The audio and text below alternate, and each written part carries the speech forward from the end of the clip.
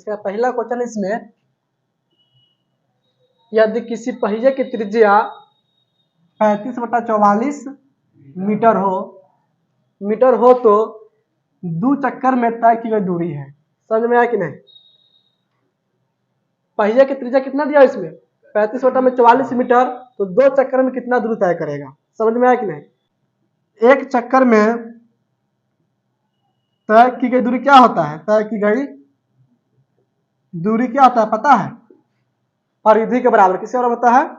परिधि के बराबर। क्या लिख लेंगे? बराबर परिधि।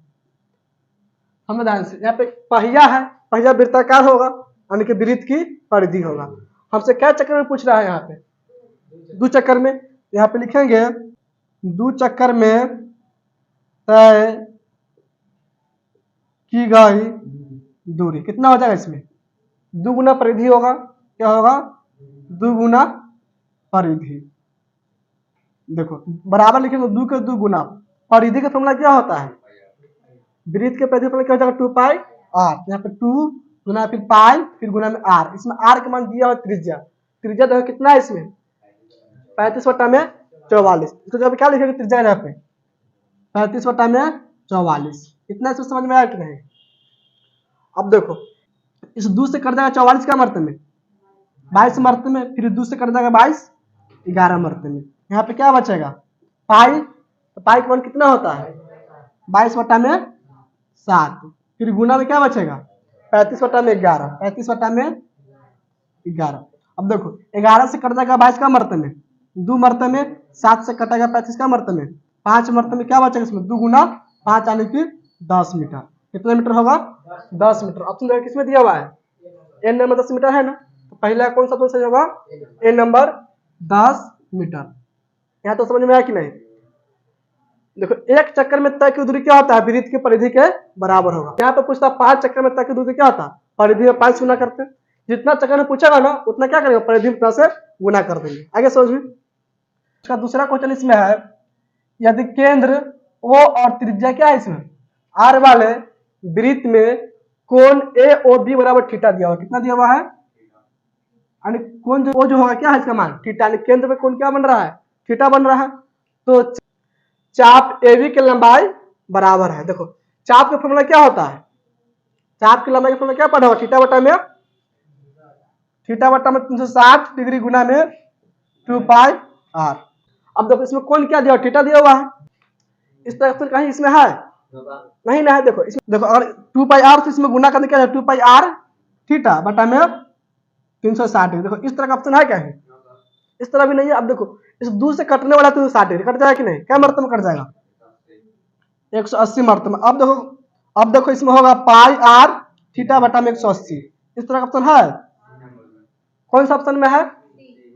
पाई आर थीटा बटा में 180 डिग्री। यानी कौन सा ऑप्शन होगा इसका? सी नंबर सही होगा। समझ में आया कि नहीं?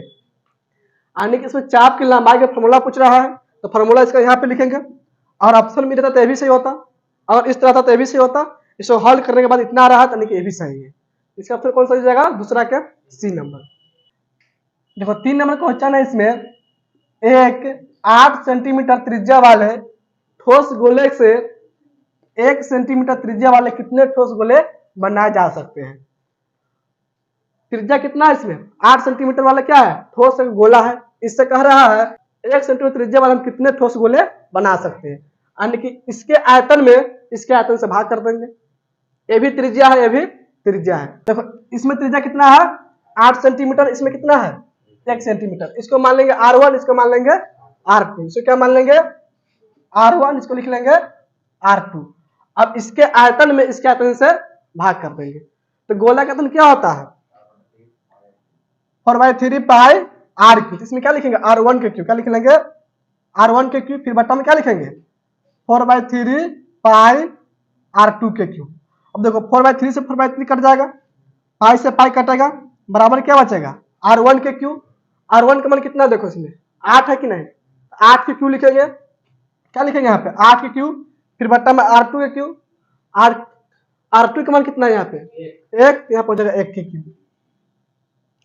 8 के क्यूब कितना होता है? 8 के क्यूब 64। 64 गुना क्या कर देंगे?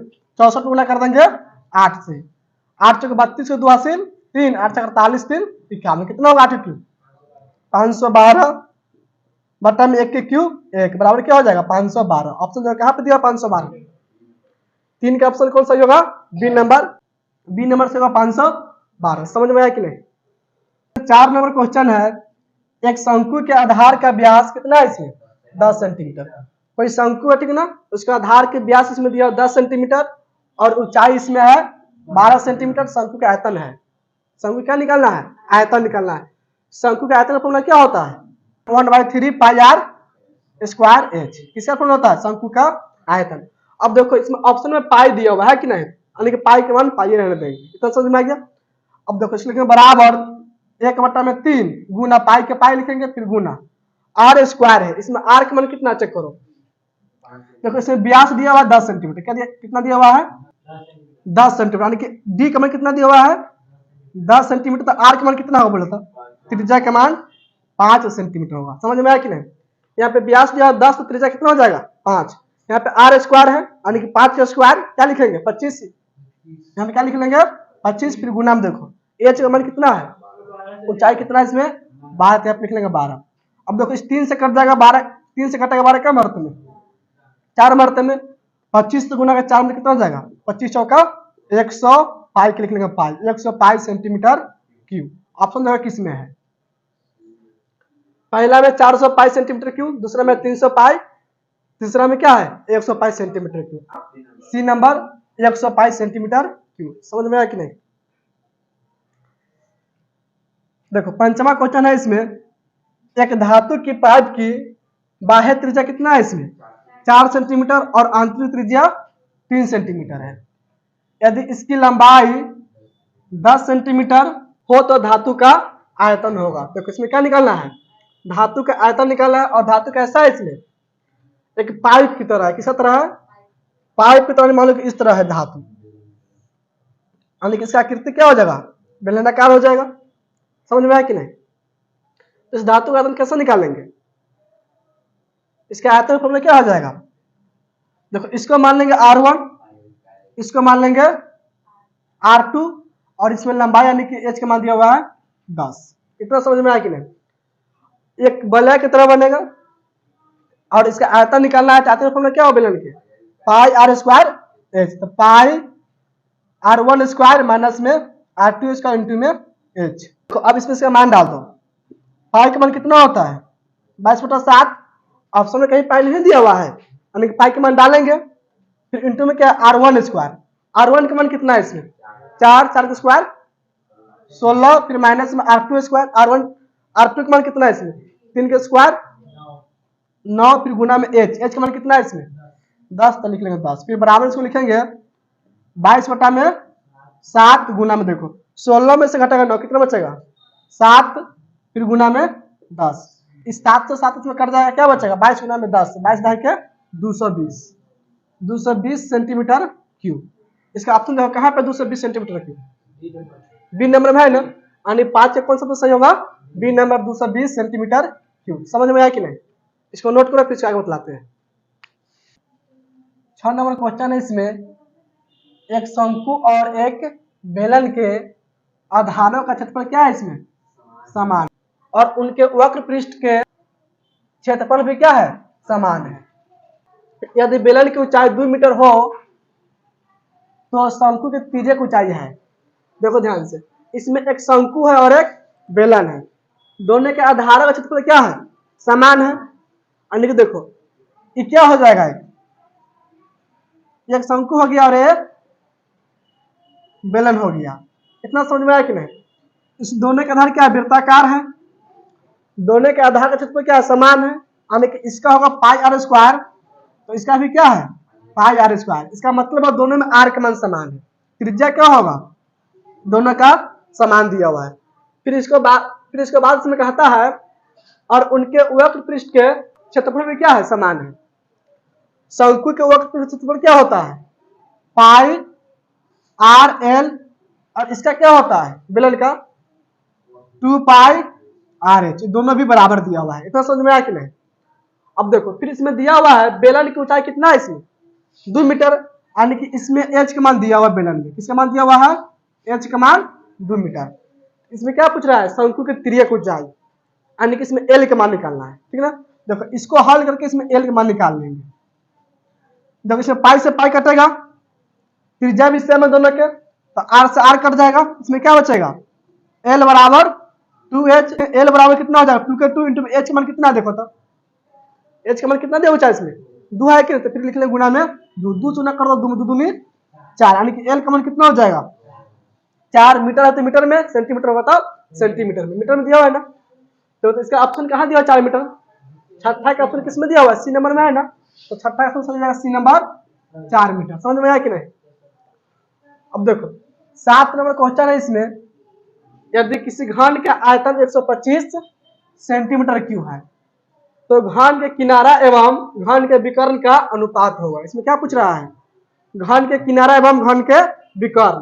देखो आयतन दिया हुआ है, घन के आयतन का फॉर्मूला क्या होता है, भुजा के हॉल क्यूब बराबर कितना इसमें दिया हुआ है 125। इसमें भुजा का मान कितना का बोला था, 125 का घनमूल होगा, यानी क्या आ जाएगा 5।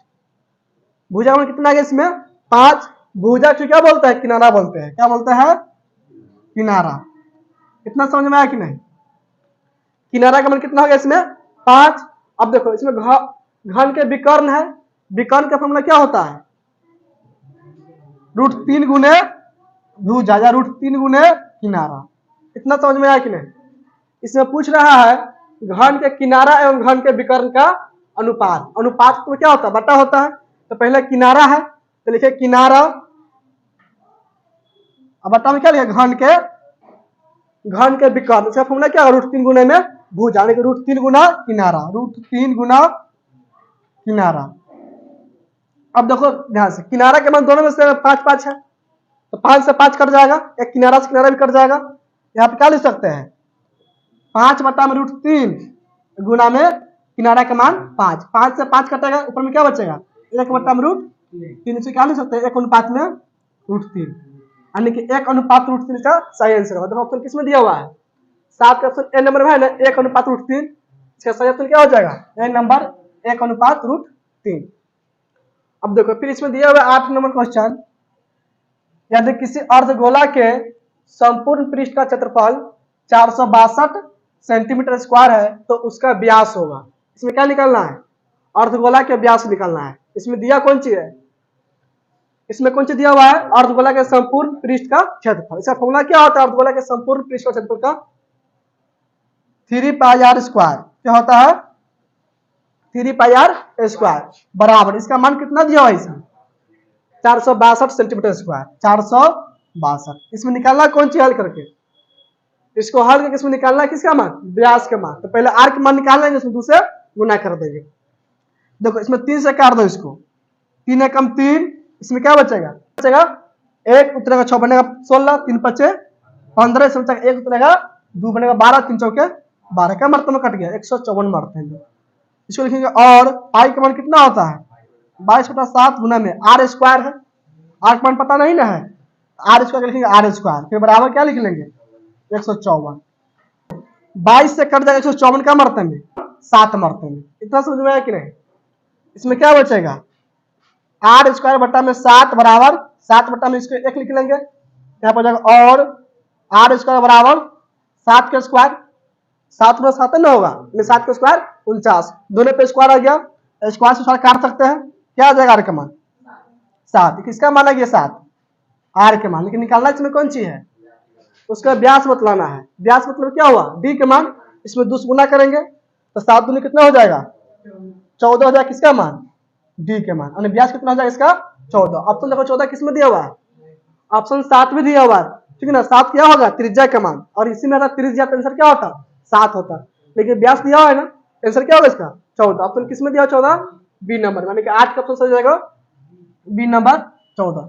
इतना समझ में आया कि नहीं। देखो 9 नंबर क्वेश्चन है, इसमें 2 बेलनों का त्रिज्या का अनुपात कितना है, इसमें 2:3 है। इसमें 2 बेलन है, दोनों बेलन का त्रिज्या अनुपात कितना दिया हुआ है 2:3। इसका मतलब पहला बेलन त्रिज्या कितना होगा 2, दूसरा बेलन त्रिज्या 3 होगा। तो एक का मान लेंगे r1, दूसरा का मान लेंगे r2, और उनके ऊंचाइयों का अनुपात दिया 5:3। इसका मतलब h1 का मान कितना हो जाएगा 3, H1 का मान हो जाएगा 5, H2 का मान हो जाएगा 3। इतना समझ में आया कि नहीं? हो तो उनके आयतन का अनुपात होगा। तो बेलन के आयतन का फॉर्मूला क्या होता है? पाई R1 स्क्वायर इंटू में H1। दूसरे के लिए क्या हो जाएगा? पाई R2 स्क्वायर इंटू में H2। देखो इसे पाई से पाई कट जाएगा। R1 का मान कितना है इसमें? देखो R1 का मान कितना है इसमें? 2, तो 2 का स्क्वायर कितना होगा? 4। फिर गुना में है H1 का मान कितना है? 5, तो लिखेंगे 5। फिर बट्टा में क्या लिखेंगे? R2 स्क्वायर, R2 का मान 3, 3 का स्क्वायर 9। फिर गुना में क्या लिख लेंगे? H2 है, H2 का मान 3, तो यहाँ पे 3 लिख लेंगे। तब इसमें कोई कटने वाला है? नहीं कटा है, गुना कर दो। 5 चौका 20 बट्टा में 9 तिहाई 27। 20 अनुपात कितना हो जाएगा? 27। अपन किसमें दिया हुआ? 20 अनुपात 27। 20 अनुपात किसमें है? बी नंबर में, यानी कि 9 का ऑप्शन कौन सा होगा? बी नंबर, 20 अनुपात 27। समझ में आया कि नहीं? अब देखो उसका 10 नंबर क्वेश्चन है इसमें, यदि किसी गोले के त्रिज्या 3 गुनी हो जाती है, कोई गोला से त्रिज्या कितना हो जाएगा? 3 गुनी हो जाती है, तो इसका आयतन हो जाएगा। उसका आयतन क्या हो जाएगा? ऑप्शन इसमें दिया हुआ है 3 गुना, 6 गुना, 9 गुना या 27 गुना। देखो ध्यान से, गोला का आयतन क्या होता है? 4/3 पाई आर क्यूब, ये होता है गोला का आयतन, ठीक ना? समझ में आया कि नहीं?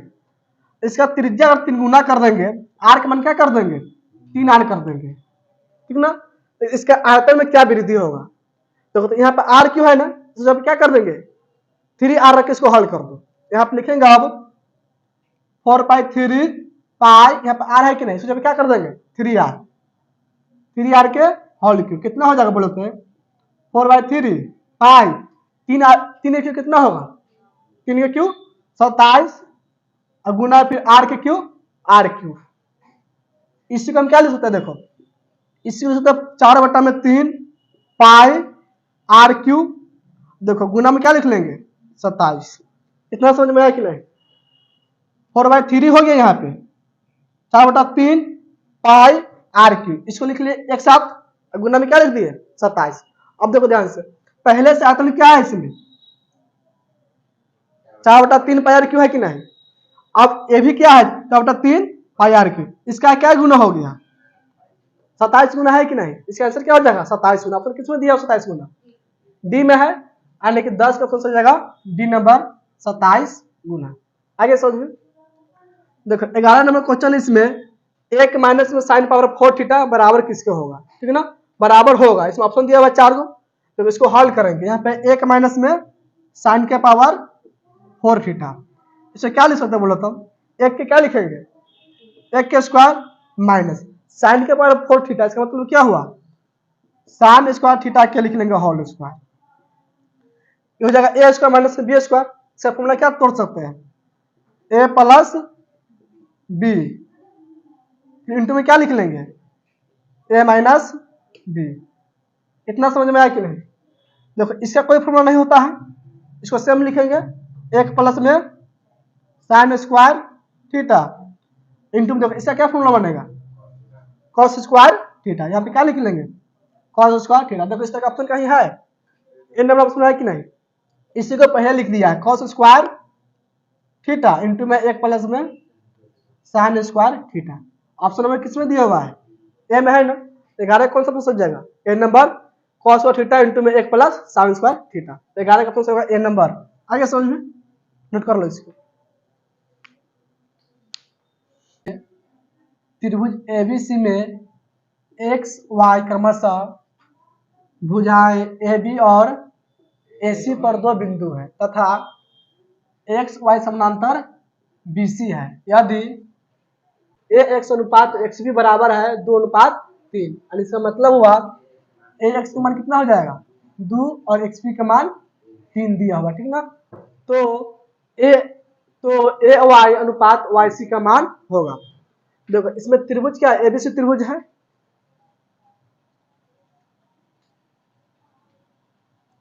ABC त्रिभुज बन गया, ठीक ना? अब देखो इसमें है X, Y क्रमशः भुजाएं AB और AC पर 2 बिंदु है। देखो यानी कि X कहाँ पे होगा? AB पर, और Y कहाँ होगा? AC पर, यानी कि AB पर क्या होगा x, AC पर होगा y। यहाँ पे x कोई बिंदु है और यहाँ पे y कोई बिंदु है तथा इसमें दिया हुआ है x y समानांतर BC है, यानी कि इसके साथ में क्या है BC, यानी कि इस तरह रेखा इस पर काटा होगा। इतना समझ में आ गया। यदि AX अनुपात क्या है XB का मान दिया हुआ है तो AY अनुपात YC का मान होगा, यानी कि इसका अनुपात दिया हुआ है, इसमें दिया हुआ है AX बटा में XB, इसका मान इसमें दिया हुआ, ठीक ना। देखो अगर BC समांतर XY होगा तो ये हो जाएगा बराबर में AX बटा में XB बराबर क्या हो जाएगा AY बटा में YC के। आगे समझ में। अब देखो इसको हल कर दो, यहाँ पे लिखो और AX बटा में XB, इसका मान कितना दिया हुआ है 2:3, यानी कि 2 बटा में 3 बराबर क्या हो जाएगा AY बटा में YC। इसका अनुपात कितना हो जाएगा, यानी सेम रह जाएगा, कितना हो जाएगा 2:3, यानी कि ऑप्शन से क्या होगा सेम होगा, जो अनुपात इसका होगा ना वो अनुपात इसका भी होगा, 2:3। ऑप्शन किसमें दिया हुआ है बी नंबर में है ना, यानी कि 12 का हो जाएगा बी नंबर 2:3। तो 13 नंबर क्वेश्चन है, इसमें दो समरूप त्रिभुजों के क्षेत्रफलों का अनुपात कितना है 121:64 है, तो उनके संगत माध्यिकाओं का अनुपात है। इसमें क्या पूछ रहा है, दो त्रिभुज है, दोनों क्या है समरूप है। देखो यहाँ पर दो त्रिभुज पहले बना लेंगे, इसका मान लो त्रिभुज ABC है, इसका मान लेते त्रिभुज PQR है, दोनों समरूप है, ठीक ना। तो क्षेत्रफलों का अनुपात दिया हुआ है 121 अनुपात कितना है 64, यानी कि इसका मान लो इसका क्षेत्रफल कितना होगा 121, इसका क्षेत्रफल होगा 64। तो उनके संगत माध्यिकाओं का अनुपात पूछ रहा है। देखो इसका माध्यिका क्या हो जाएगा, यहां से अभी मिला तो इसका माध्यिका हो जाएगा A, इसको लिखते हैं M, क्या लिख लेंगे इस बिंदु को M। ABC का माध्यिका क्या हो जाएगा इसमें AM, और यहाँ पे मिला इसे लिख लेंगे N, इसमें क्या हो जाएगा PQR में PN माध्यिका, ठीक ना। अब देखो जब इस तरह दोनों त्रिभुज समरूप होता है ना, इस त्रिभुज क्षेत्रफल और इस त्रिभुज क्षेत्रफल दोनों का अनुपात क्या होगा, इसके माध्यिकाओं के वर्ग के बराबर होता है, इसके माध्यिकाओं के वर्गों के अनुपात के बराबर होगा, यानी कि इसको मिल सकता है क्षेत्रफल हो जाएगा त्रिभुज ABC का बटा में क्या लिख लेंगे क्षेत्रफल त्रिभुज हो जाएगा PQR का बराबर, इसको लिख सकता है AM बटा में PN का होल स्क्वायर। कितना समझ में आया कि नहीं। और इसमें दोनों का मान दिया हुआ है। देखो त्रिभुज ABC क्षेत्रफल कितना है इसमें 121, तो क्या लिख लेंगे इसको 121 बटा में त्रिभुज PQR का क्षेत्रफल कितना है इसमें 64, तो लिख लेंगे 64 बराबर लिख लेंगे AM बटा में PN, इसका हो जाएगा स्क्वायर, स्क्वायर आएगा इधर तो क्या रूट में जाएगा, इसके लिए इसीलिए AM बटा में PN बराबर क्या हो जाएगा 121 बटा में 64 का रूट बराबर क्या निकलेगा 11 बटा में 8, क्या हो जाएगा 11:8 हो जाएगा। ऑप्शन किसमें दिया देखो तो A नंबर में है ना, तेरे का कौन सा हो जाएगा A नंबर। समझ में आया कि नहीं, नोट करो तो इसको। देखो 14 नंबर क्वेश्चन है, इसमें दो समरूप त्रिभुजों का परिमाप क्रमशः 30 सेंटीमीटर और 20 सेंटीमीटर है। यदि पहले त्रिभुज की एक भुजा की लंबाई 18 सेंटीमीटर हो तो दूसरे त्रिभुज की संगत भुजा की लंबाई क्या होगी, ठीक ना। देखो सबसे पहले इसमें दो समरूप त्रिभुज है, दोनों त्रिभुज क्या है समरूप है, इतना समझ में आया कि नहीं। इसका परिमाप दिया हुआ कितना दिया हुआ है 30 सेंटीमीटर और इसका भी दिया हुआ है 20 सेंटीमीटर। परिमाप समझ में आया कि नहीं। देखो इसका मतलब है इसमें मान दिया हुआ तीनों भुजा का योगफल का मान दिया हुआ है, परिमाप मतलब क्या हुआ तीनों भुजा का योगफल का मान दिया हुआ, यानी कि इसमें हो जाएगा AB plus BC plus AC बराबर 30 सेंटीमीटर, इसमें हो जाएगा। इसमें क्या हो जाएगा PQ plus QR plus PR बराबर 20 सेंटीमीटर। अब देखो ध्यान से, जब दोनों त्रिभुज समरूप है इसमें क्या होगा इसका संगत भुजा का अनुपात एक दूसरे के बराबर होगा। AB भुजा का संगत क्या होगा इसमें AB भुजा का संगत क्या होगा इसमें PQ भुजा होगा, और BC भुजा का संगत क्या होगा इसमें QR होगा, और AC भुजा का संगत इसमें जाएगा PR। कितना समझ में आया कि नहीं। तीनों संगत भुजा एक दूसरे के बराबर होगा तो इसमें हम क्या लिख सकते हैं देखो यहां से इसको लिख लेंगे ए बी बट्टा में पी क्यू बराबर क्या लिख लेंगे, फिर बी सी बट्टा में क्यू आर, बी सी बट्टा में क्यू आर के बराबर क्या लिख लेंगे, ए सी बट्टा में पी आर, ए सी बट्टा में पी आर। इसको बराबर मान लेते हैं के, क्या मान लिया के। अब देखो ध्यान से, चारों जो हो गया एक दूसरे क्या है, बराबर है। इसको बराबर के साथ कर सकते हैं, इसको क्या कर सकते हैं, बराबर के साथ कर लेंगे, और इसको भी बराबर कर लेंगे के साथ। इतना समझ में आया कि नहीं। अब देखो अगर इसको हम लिखते हैं ए बी बटा में पी क्यू बराबर के, इसको बटा एक लिख सकते हैं कि नहीं। इसमें ए बी का मान कितना आएगा बोलो तो, के इंटू में पी क्यू ही ना आएगा। ए बी का मान कितना होगा इसमें, के इंटू में पी क्यू। इस तरह इसको बराबर करेंगे बी सी बटा में क्यू आर बराबर करेंगे के, तो इसमें क्या जाएगा बी सी के मान, के इंटू में क्या हो जाएगा क्यू आर। और एसी का मान कितना होगा बोलो तो, एसी बराबर क्या हो जाएगा के इंटू में पी आर। इतना समझ में आया कि नहीं। अब देखो ध्यान से, तो यहाँ पे समीकरण बन जाएगा है। अब इसको लेकर हल कर लेंगे। यहाँ पे क्या लिखा हुआ है, A B plus B C plus A C बराबर 30। अब देखो ए बी के मान कितना निकाल लिए, यहाँ चेक करो क्या हो गया, के इंटू में पी क्यू, फिर प्लस बी सी का मान कितना निकाले हैं, के इंटू में क्यू आर, फिर प्लस ए सी का मान कितना निकाले हैं, के इंटू में पी आर बराबर कितना हो गया 30। अब देखो सब में से कॉमन क्या मिल जाएगा, इस तीनों में से कॉमन क्या मिलेगा, क्या कॉमन मिलेगा, एक क्या कॉमन कर लो।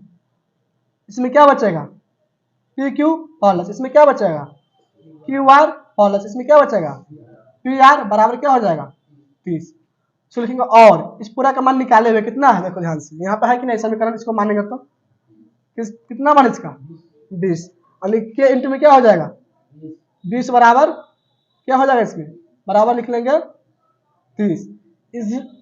इसीलिए के का मान कितना होगा 30 बटा में 20 यानी कट जाएगा 3 बटा में 2 मार्क में। अब देखो के का मान कितना निकाल लिए, के का मान इसमें 3 बटा 2। इतना समझ में आया कि नहीं। अब देखो इसमें दिया यदि पहले त्रिभुज की एक भुजा का लंबाई कितना है 18 सेंटीमीटर, कोई एक भुजा मान लो, मान लेते हैं कि ए बी का मान कितना दिया हुआ है 18 सेंटीमीटर दिया हुआ है। इतना समझ में आया कि नहीं।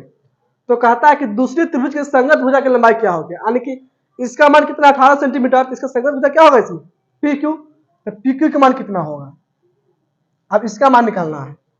अब देखो ध्यान से, इस दोनों के बराबर किया हुआ है कि नहीं। अब इससे लेकर हल कर लेंगे। इसमें क्या लिख लेंगे, ए बी बट्टा में पी क्यू बराबर क्या लिख लेंगे के, क्योंकि यहां से भी बराबर हो जाएगा, कोई भुजा लेकर बराबर कर सकते हैं। बी सी लेंगे तो क्यू आर हो जाएगा, इसका मान निकलेगा, ए सी लेंगे तो पी आर का मान निकल जाएगा। समझ में आया कि नहीं। तो इसमें क्या लिख लेंगे आप, तो आप लिखेंगे और ए बी का मान पता है, इसमें ए बी का मान पता कितना है 18 दिया कि नहीं, यहाँ पे क्या लिख लेंगे 18, फिर बट्टा में देखो पी क्यू का मान पता है नहीं ना है, इसका मान निकालना है।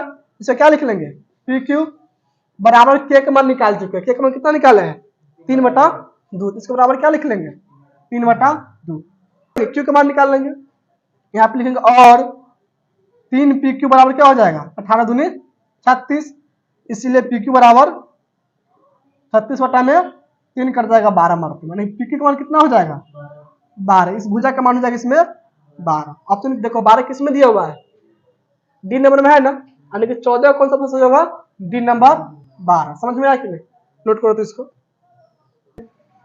एक समबाहु त्रिभुज का क्षेत्रफल 36√3 सेंटीमीटर स्क्वायर है, तो इसकी भुजा है, इसमें क्या पूछ रहा है समबाहु त्रिभुज की भुजा पूछ रहा है। देखो यहाँ पे लिखेंगे, देखो समबाहु त्रिभुज का क्षेत्रफल क्या होता है √3/4 गुना भुजा स्क्वायर, ये समबाहु त्रिभुज क्षेत्रफल का फॉर्मूला। इसके बराबर क्या हो जाएगा 36√3। अब इससे भुजा का मान निकाल लेंगे।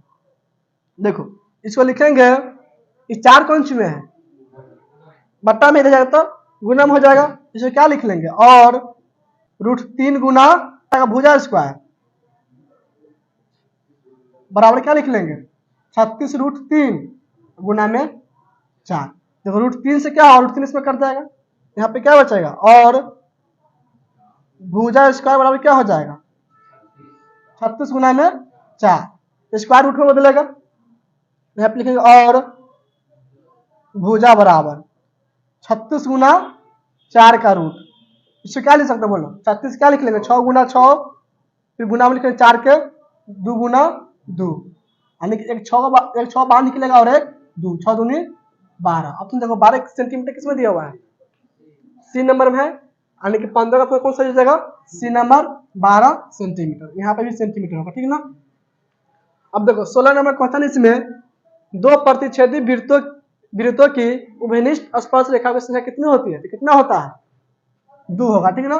और दो वृत्त होगा दोनों दूसरे प्रतिच्छेद क्या हो जाएगा, इसमें उभयनिष्ठ रेखा की संख्या कितना हो जाएगा 2, इन दोनों पे क्या उभयनिष्ठ होगा, इसका 16 का फिर क्या हो जाएगा बी, नोट करो तो इसको। देखो 17 नंबर क्वेश्चन है, इसमें एक वृत्त जिसकी त्रिज्या 7 सेंटीमीटर है किसी बाह्य बिंदु P से स्पर्श रेखा PT की लंबाई 24 सेंटीमीटर है, यदि वो वृत्त का केंद्र है तो OP की लंबाई क्या होगी। देखो इसमें देखो क्या हो गया, इसमें एक वृत्त हो गया, ठीक ना। वृत्त का केंद्र क्या है O है, यानी कि यहाँ पे केंद्र देंगे, इसको लिखते हैं O।